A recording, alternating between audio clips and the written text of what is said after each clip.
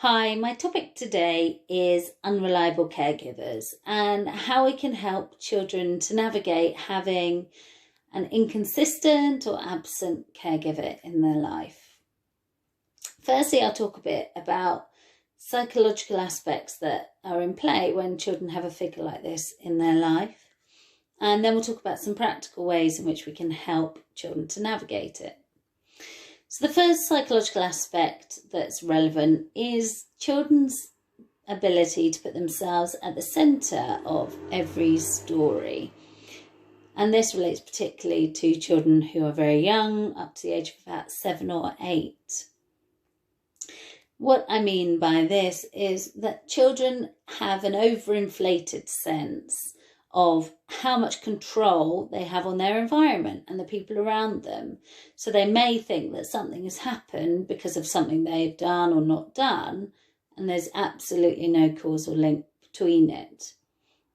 Now, the reason why this is relevant when a child has an unreliable caregiver is because they will find it hard to attribute any sort of blame or responsibility to the parent and instead believe that that parent has behaved in that way because of something the child, have done or not done, or even more deeply than this, but who the child is.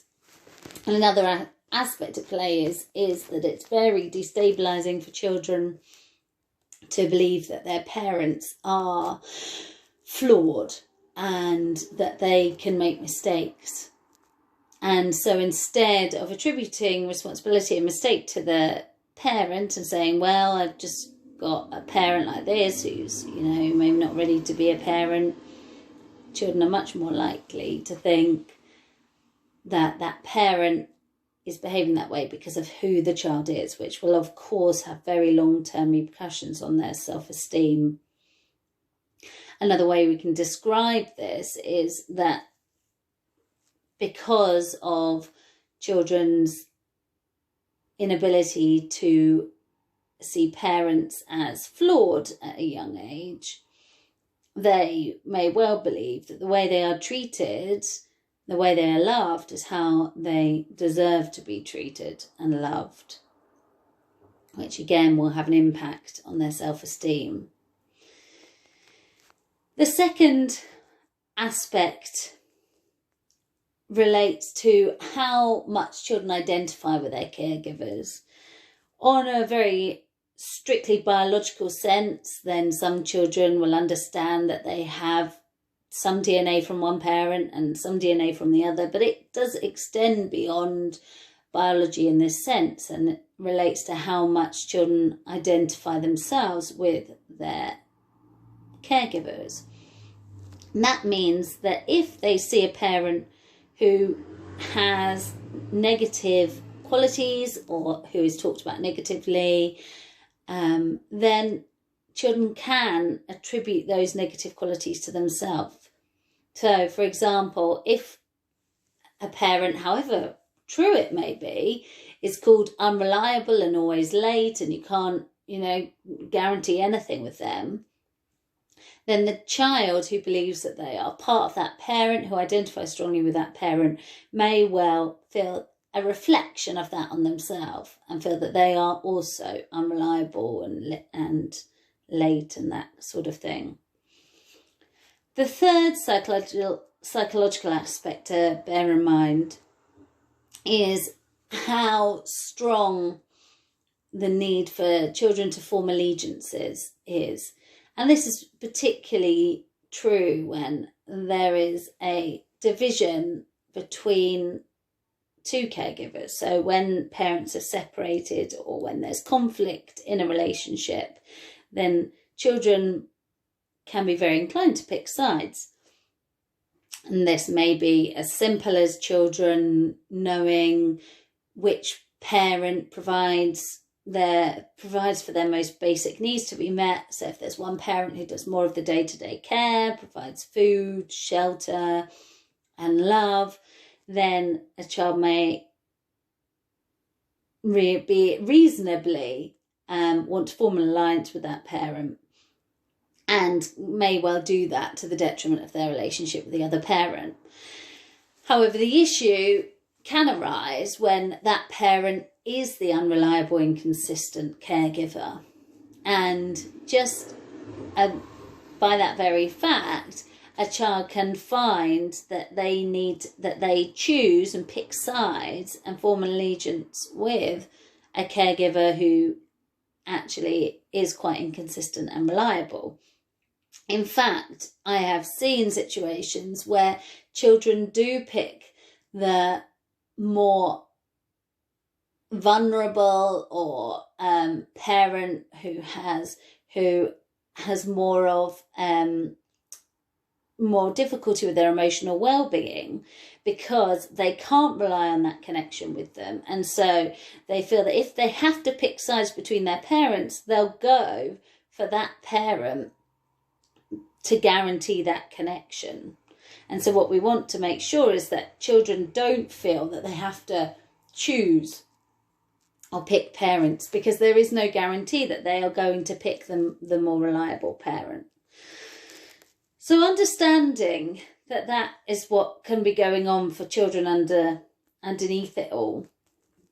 My main piece of advice, and this is whether you are the child's other parent, if you're a professional working with the family, or if you are a grandparent seeing this going on for your grandchildren, is to understand that it is a long-term game, and that this is both crucially important because it's going to have repercussions for children for decades to come. Self-esteem and the way that a caregiver's attachment and role in a child's life has on self-esteem will play out in decisions they make for the rest of their life. But the flip side of that is that also to release a bit of pressure, because not all these issues need to be solved and addressed and faced straight away when the child is young, because there is going to be time for a child to form their own opinions, to watch, to understand what's going on as they get older.